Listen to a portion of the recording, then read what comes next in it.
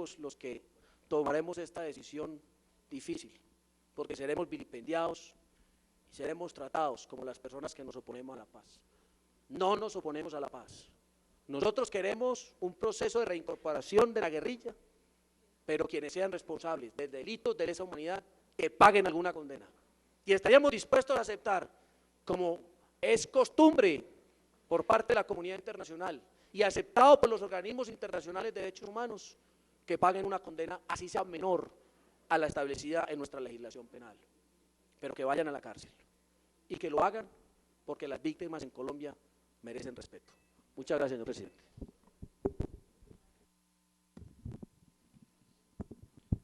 Mil gracias, senador Juan Carlos Vélez. Senador Roberto Gerlain, tiene usted el uso de la palabra. Muchas gracias, señor presidente. Un saludo cordial a los ministros y a los miembros del gobierno que se encuentran presentes en esta muy importante sesión de la Comisión Primera. Un agradecimiento a los colegas que rindieron ponencia y ponencia favorable al proyecto, porque hicieron un trabajo serio, responsable, importante, fijando una posición política más que respetable, recogiendo el pensamiento de los partidos que hacen parte de la unidad nacional y, en mi sentir, recogiendo el pensamiento del gobierno, que ha sido el gran inspirador de este proyecto. Yo no sé si el doctor Roy Barreras, el colega Roy Barreras, reconoce esta situación, pero para mí, subjetivamente, no me cabe la más mínima duda de que detrás de este proyecto está una posición política del gobierno del presidente Santos apoyándolo. Y por eso están presentes los ministros del despacho, el ministro del Interior y el ministro de Justicia, para hacernos ver la conveniencia de la aprobación de este tema. Yo felicito al senador Vélez Uribe por su intervención. Nadie lo va a vilipendiar, senador. Usted habló con el alma, interpretando a una opinión o a una parte de la opinión pública que está de acuerdo con sus puntos de vista, que no entiende por qué se va a pactar con los alzados en armas en las condiciones que recoge el proyecto, por lo menos en las condiciones jurídicas que recoge el proyecto. Eso está bien. Si ese es su pensamiento, hay que respetarlo.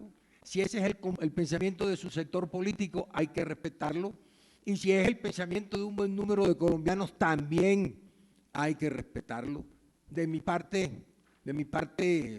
no solo no escuchará una palabra de vilipendio, sino que debo felicitarlo por su intervención y por su posición. Fíjese, presidente, yo voy a fijar de una vez cuál es mi criterio sobre este asunto.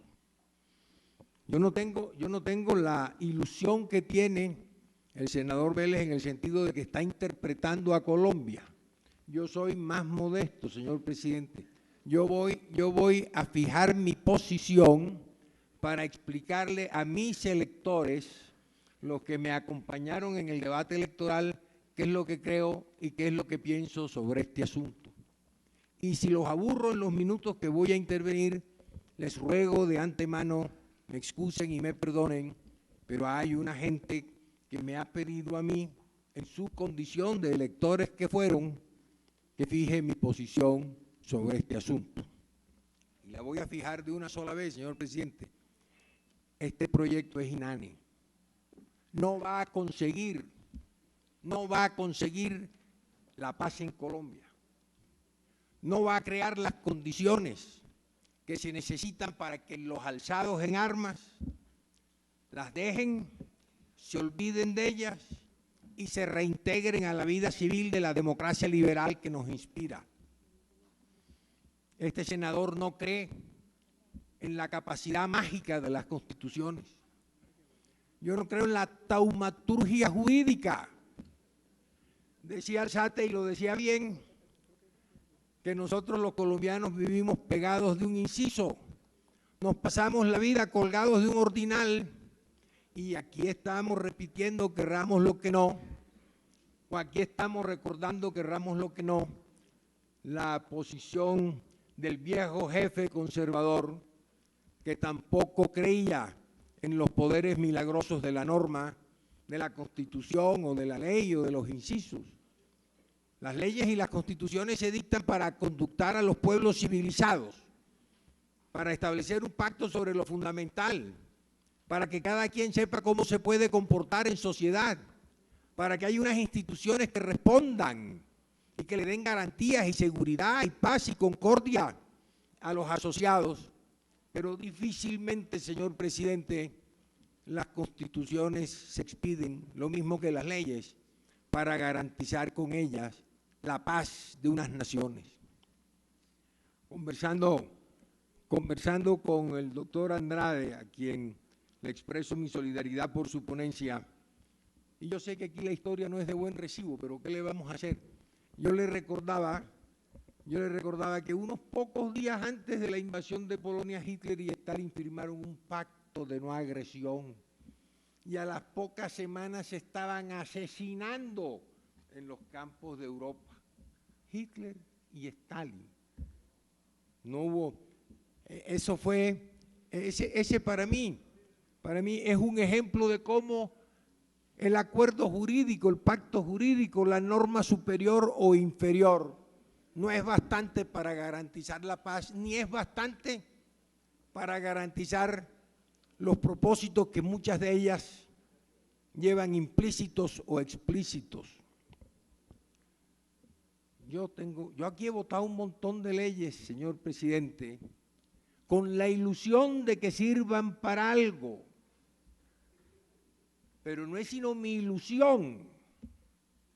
Le comentaba al senador Cristo que ojalá quienes votamos la restitución de tierras, la política de tierras, en fin, quienes nos hemos pasado aquí varios años tratando de darle unas garantías al campesino desplazado, desterrado, buscándole unas condiciones sociales que le permitan vivir con alguna dignidad.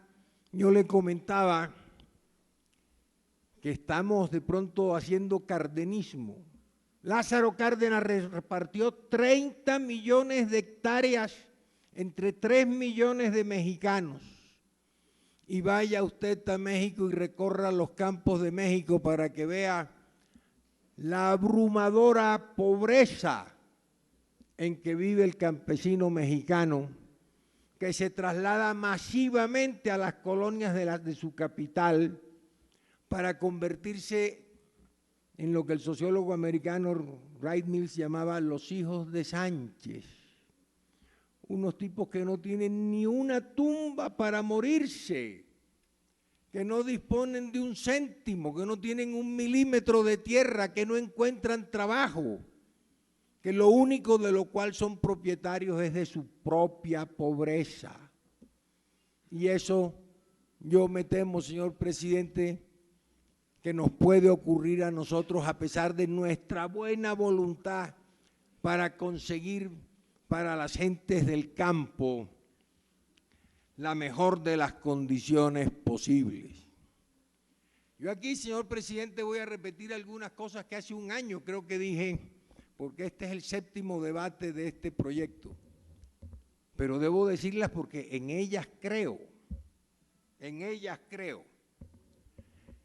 La violencia en Colombia es una segunda naturaleza. Es una segunda naturaleza. Nosotros no sabemos hacer nada sin que la violencia medie. Y eso viene desde las épocas de la conquista. Los encomenderos asesinaban indiecitos para ampliar sus encomiendas. El arzobispo virrey, un arzobispo, señor presidente, acabó a sangre y fuego con las capitulaciones que él mismo firmó y terminó destazando a Galán. Le colgaron la cabeza en una pica, lo desmembraron a él y a Berbeo porque aquí la manera de solucionar los problemas políticos es con violencia, con muerte, con marginamientos, con desplazamientos. Aquí, señor presidente, en la época de la independencia no conocimos sino la violencia, el decreto de la guerra a muerte. Ese fue un acto de bestialidad. Resolvimos matar españoles y canarios porque eran españoles y canarios. Y los matamos. Y los matamos.